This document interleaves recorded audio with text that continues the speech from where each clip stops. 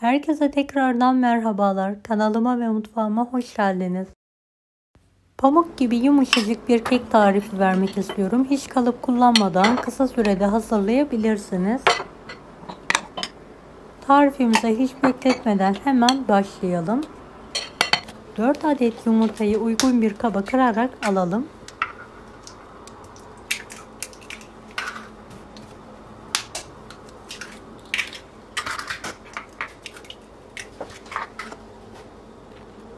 Bir buçuk su bardağı toz şekeri azar azar ekleyerek karıştırmaya başlayalım.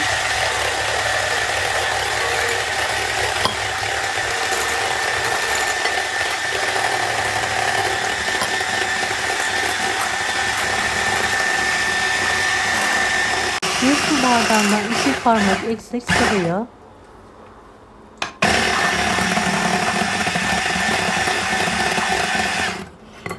bir su bardağı süt, yarım su bardağı su,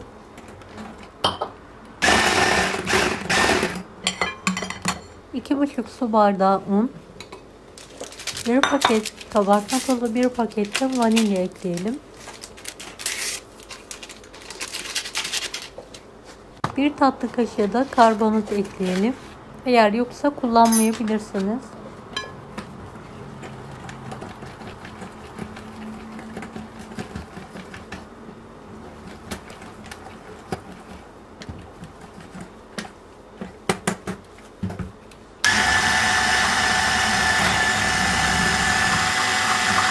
Kekimizi 3 eşit olacak şekilde ayıralım.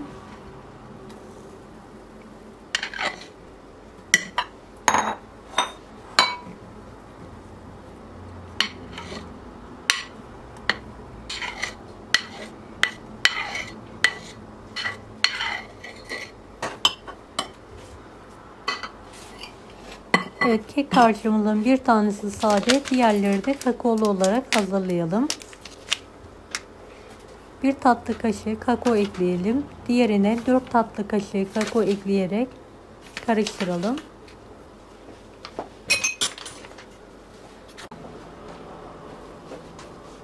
Evet, az miktarda su ilavesi yaparak karıştıralım.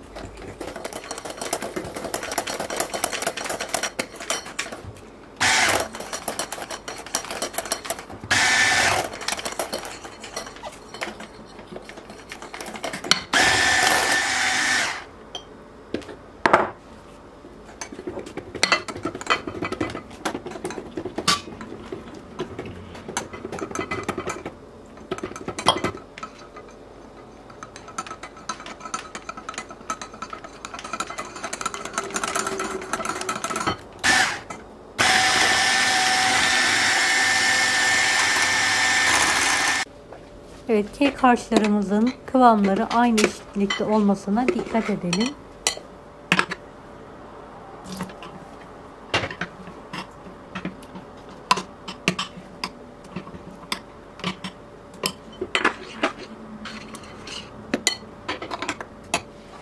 Evet, yağlanmış fırın tepsisinin orta kısmına ısıya dayanıklı bir kavanoz veya bardak koyalım. Biraz da su ilavesi yapalım.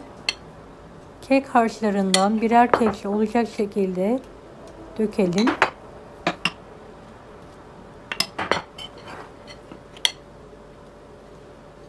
Kek harcı bitene kadar dökmeye devam edelim.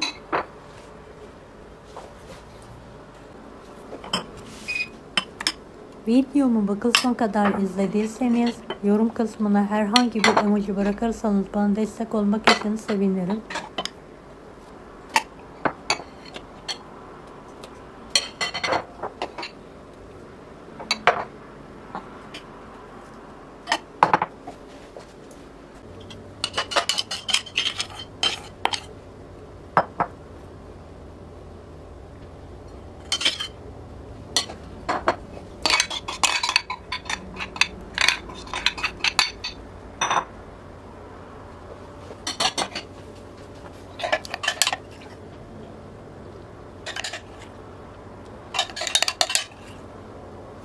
Evet, kekimiz artık fırına girmeye hazır. 170 dereceli fanlı fırında 40-45 dakika pişirmeye bırakalım.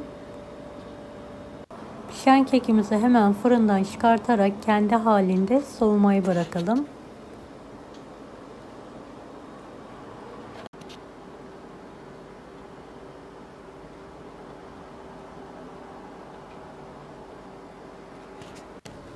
Evet, soğuttuğumuz kekin orta kısmındaki kavanozu alalım. Dilimleyerek servis yapalım.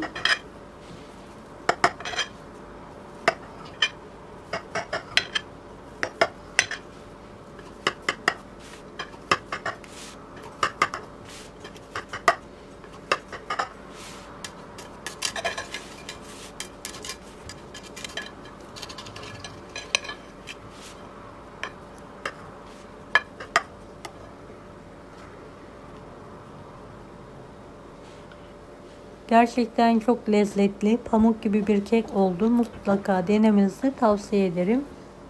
Deneyecek olanlara şimdiden kolaylıklar dilerim.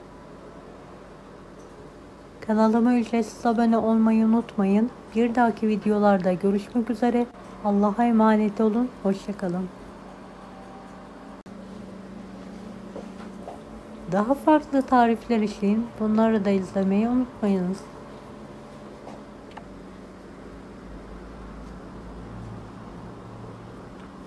Afiyet şifa olsun herkese.